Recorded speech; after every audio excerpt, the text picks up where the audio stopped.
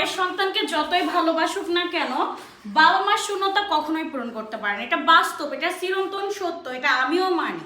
But যেহেতু ওর মা ওর কাছে নাই, ওদের বাবা মা 2 দিন পর পর ঝামেলা হচ্ছে, যার জন্য আর কি আমি চেষ্টা করতেছি ওকে আমার কাছে নিয়ে এসে মানুষের মতো মানুষ করে।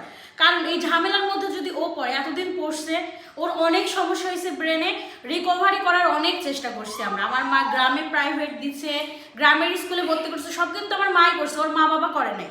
ওকে অর্ধেক আমরা তৈরি করেই ফেলছি, যার জন্য আর কি আমার কাছে নিয়ে এসে ওকে আমি মানুষ করার চেষ্টা করতেছি।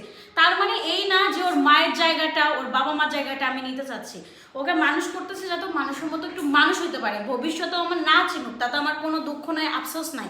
কিন্তু ও যদি মানুষের মতো মানুষ হয়, আমাদের দেখেও শান্তি লাগবে, আবার মনে সান্ত্বনাও দিতে পারবো, না ছেলেটা মানুষের মতো মানুষ হইতে পারছে। এখনকার যুগে শিক্ষিত ছাড়া কোনো মূল্য নাই। আপনি বাইরে বের হন, আপনি যেখানেই যান না কেন, শিক্ষিত ছাড়া কোনো মূল্য না। আপনার কাছে টাকা না থাকুক, বাট আপনি শিক্ষিত, আপনার সম্মান আছে, এটুকু মাথায় রাখবেন। আর এখনকার যুগে একটা বাচ্চাকে যদি স্কুলে ভর্তি করতে নিয়ে যায়, বাবা মাকে কিন্তু শিক্ষিত হওয়া লাগে।